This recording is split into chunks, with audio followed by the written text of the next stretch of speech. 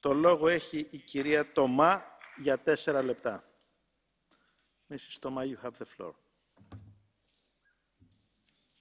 Merci, Monsieur le Président. Monsieur le Commissaire, mes chers collègues, nous nous retrouvons à la veille du vote de la révision du cadre financier pluriannuel 2014-2020.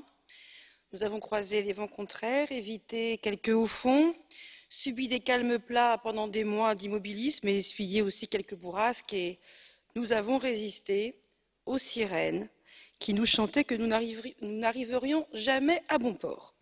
Nous avons pourtant gardé le cap et nous sommes en train de toucher le quai. Le voyage aurait certes pu être plus paisible et nous aurions pu ramener davantage de poissons dans nos cales, mais nous avons atteint l'objectif, la révision du cadre financier.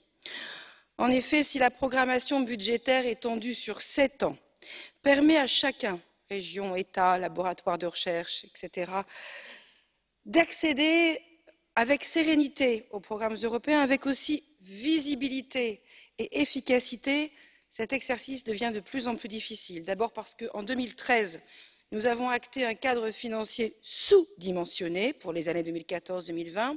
Ensuite parce que la durée nous conduit à ce que les dernières factures arrivent en 2023. Mais surtout parce que dans la période instable où nous sommes, se projeter 7 ans en avance et répondre aux imprévus et aux évolutions profondes est devenu impossible. Les eurodéputés avaient eu cette lucidité puisque dès 2013, ils avaient obtenu la possibilité d'une révision à mi-parcours. Il ne s'agissait pas d'un caprice, on le voit bien, il s'agissait simplement d'une vision réaliste, d'une analyse réaliste sur le sous-dimensionnement du budget et aussi sur l'évolution d'un monde qui va de plus en plus vite. En 2013, le phénomène migratoire, le Brexit, les attentats, les visées impérialistes de Vladimir Poutine, l'élection de Trump n'étaient pas d'actualité. La vérité est que notre cadre est aujourd'hui obsolète. Pour commencer à répondre à ces défis, il fallait une révision du cadre financier. Alors évidemment, ce qui nous est proposé ne résoudra pas tous les problèmes et toutes les questions.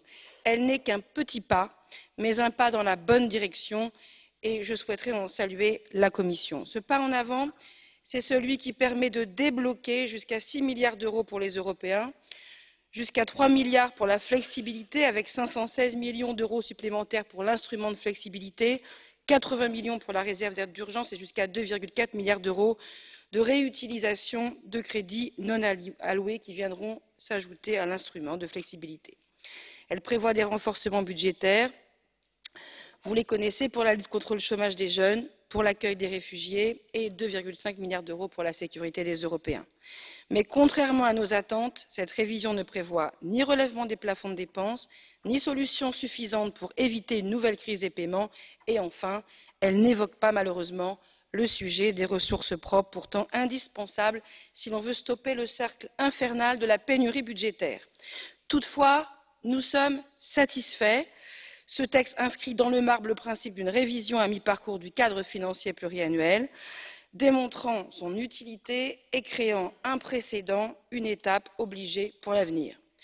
Nous avons voulu, avec mon collègue M. Olbrycht, corapporteur, ajouter une déclaration afin qu'il n'y ait aucune ambiguïté sur l'interprétation que nous faisons des déclarations proposées par le Conseil. En clair, jamais le Parlement ne renoncera à la moindre parcelle de son pouvoir, ni de son autorité budgétaire telle que définie par le traité de fonctionnement de l'Union européenne. Et bien sûr, la Commission restera la garante du respect plein et entier des prérogatives budgétaires de chacun. Ainsi, nous abordons les prochains budgets au regard des enjeux et des priorités.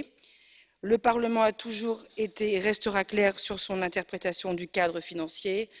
Por límite el cielo, je ne suis pas très bonne en espagnol, mais comme l'écrivait Cervantes, pour limite le ciel, c'est-à-dire les plafonds et seulement les plafonds du cadre financier dans son ensemble, cela va de soi. Cette révision est une étape importante, mais ne nous berçons pas d'illusions. Si c'est effectivement une bouffée d'air budgétaire, un moment de répit, ce n'est pas la solution. Espérez à toutes les difficultés budgétaires qui nous assaillent. Nous avons alerté lors de l'examen révision sur le décalage entre les nouvelles priorités et l'état des moyens réels de l'Union. Ce n'est pas un point final aux questions budgétaires jusqu'en 2020. Non, cette révision est un renfort sur une construction jeune, mais que ces dernières années ont durement éprouvée. Merci. Σας ευχαριστώ. Εξ ονόματος του Συμβουλίου, το λόγο έχει ο κύριος Μπόρτς. Παρακαλώ, κύριε Μπόρτς, έχετε το λόγο.